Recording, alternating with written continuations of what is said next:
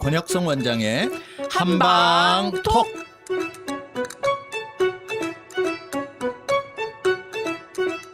청취자 여러분 안녕하십니까? 권혁성입니다. 안녕하세요. 서유경입니다. 오늘의 주제는 미세먼지입니다. 현대를 살아가는 우리들은 이제 미세먼지를 피할 수 없어요, 선생님. 그렇죠? 맞습니다. 정확한 대처 방법을 알고 피해야 할 것 같은데요. 좀 유용한 팁을 많이 알려주세요. 네. 모든 그 전쟁의 최고 고수는 36개. 사실은 미세먼지가 있을 땐 도망가는 게 제일이죠. 네네. 그죠? 그래서 도망가는 방법. 안 그래서, 나가는 거죠. 네. 그래서 미세먼지가 많은 날에 특히 신경을 써야 되는 사람들은 내가 만성질환을 앓고 있는 사람, 당뇨나 면역질환, 이런 사람들은 미세먼지 때문에 사망률이 훨씬 올라가거든요. 심근경색이 있다든지 이런 사람, 그리고 호흡기 질환 있는 사람, 그러한 만성질환자들은 특히 신경 써야 되고요. 네.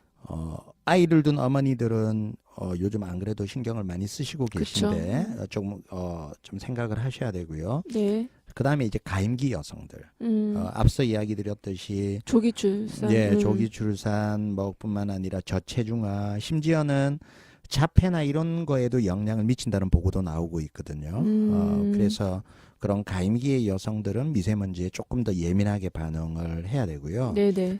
그래서 이제 미세먼지를 이렇게 피하는 방법은, 적극적인 방법은 집에 이제 미세먼지를 걸러주는 그런 공기청정기, 네네. 이런 것들, 그 다음에 또 공기를 정화하는 그 식물들, 이런 것들을 이제 좀 동원을 해서 적극적인 걸러줘야 되고요.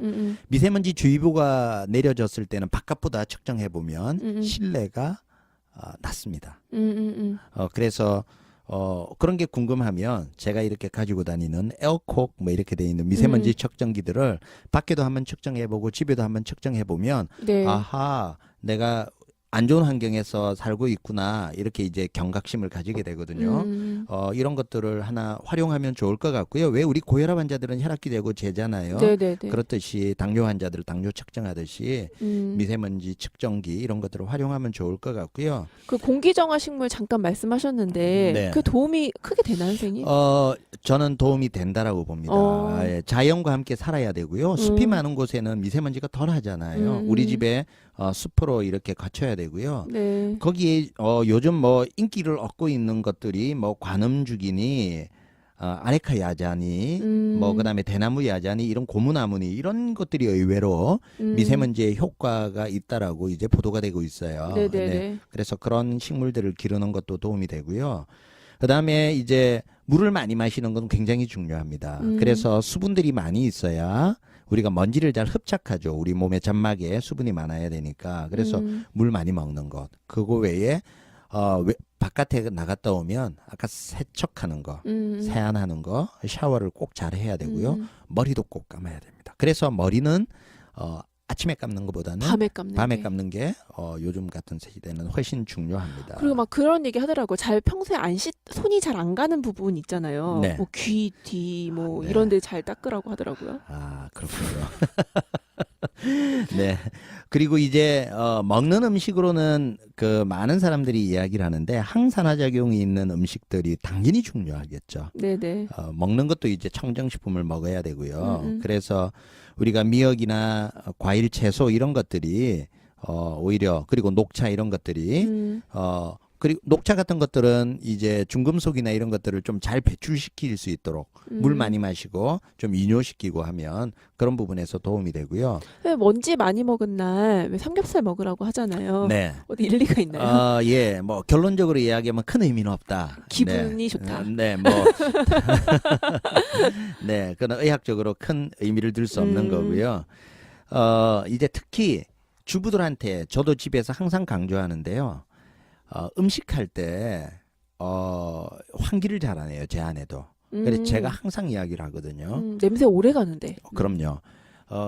요리할 때 고등어에 비해가 있었잖아요. 그렇듯이 요리할 때는 근데 실제로 발암물질 나온다면서요. 그럼요. 미세먼지가 많이 미세먼지가, 나와요. 네, 그래서 환기를 반드시 시켜야 돼요. 음. 그래서 뭐 강제 환기를 시키든지 아니면 창문을 열든지 해서 음식 냄새가 많이 빠질 때까지 환기를 꼭 시키는 게 굉장히 중요합니다. 네네. 그러면 한방적으로 우리가 도움을 받을 수 있는 뭐 약재라든지 뭐 생활 팁이라든지 이런 건 뭐가 있을까요? 네. 방금 전에 말씀드렸듯이 이제 좀 피해라. 음. 그 이야기를 말씀드렸다면 그 다음으로 중요한 거는 내 몸에 면역이 생기도록 하는 게 제일 중요해요. 네. 똑같은 독성이 들어와도 그걸 반응하지 않도록 또는 이겨낼 수 있도록 하는 방법이 두 번째로 가장 중요한 방법인데 네. 바로 이거 한방이라는 거는 바로 그런 부분에 있어서 어디에도 줄 수 없는 장점이 있고요. 한방에서는 폐를 어떻게 보고 있냐면 네. 폐는 건조한 걸 싫어해요. 폐는 축축한 걸 좋아합니다.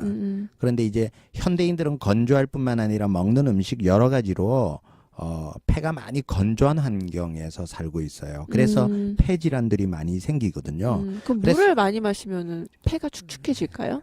아닙니다. 네, 그래서 우리가 생각하는 물을 많이 마신다고 폐까지 물론 많이 마시는 건 좋은데 물로서 폐가 축축해지는 건 아니고요. 그걸 한방에서는 뭐라고 이야기하냐면은 폐음 부족이다라고 이야기를 합니다. 폐음 부족. 예. 네. 그래서 이제 저희가 폐 질환을 앓고 있는 사람이나 감기나 이런 걸렸던 분들이 거담제, 가래를 삭이는 약 이런 약들을 너무 많이 먹어서 계속 먹게 되면 폐는 더 건조해져요. 그러니까 말리는 약이니까.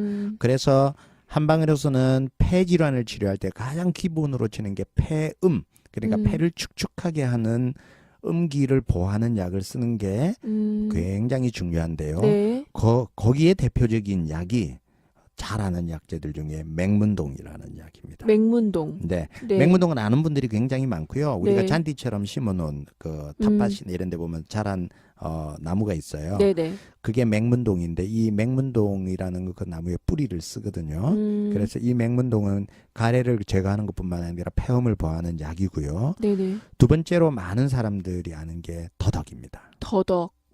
사삼이라고 이야기하는데 네네. 얘는 마른 모래에서 나는 삼이다. 그래서 사삼이거든요. 그만큼 진액을 이렇게 쫙 빨아들이는 능력이 있기 때문에 음기가 충분합니다. 그래서 이 더덕을 더덕 맛있잖아요, 그죠? 근데 더덕 빨갛게 더덕구이해서 뭐 먹어도 폐에 되고. 도움이 될까요? 그럼요. 무침해서 먹어도 되고 나물로 먹어도 되고요. 네네. 그런 더덕을 많이 먹는 것들이 폐에 굉장히 도움이 되고요. 더덕하고 비슷한 과가 도라지죠. 길경이라고 하는 약을 요즘 이런 것들은 뭐 방송에 한 번씩 나오니까 많이 사람들을 알고 있고요. 네네. 그 다음으로 폐 질환이 있을 때 제가 추천하고 싶은 것 중에 하나가 선복화라는 약이에요. 선복화. 예.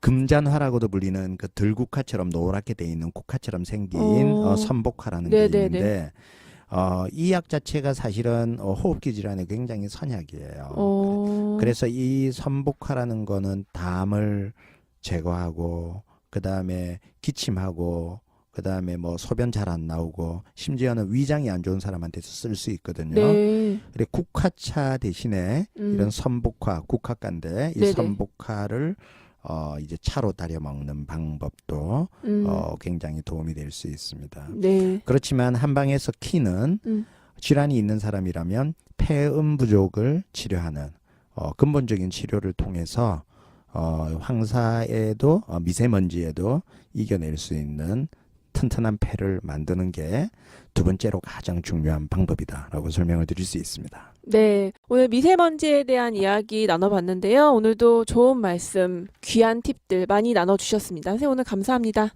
네, 감사합니다. 지금까지 진행의 권혁성, 서유경, 제작의 김미옥, 박송이였습니다.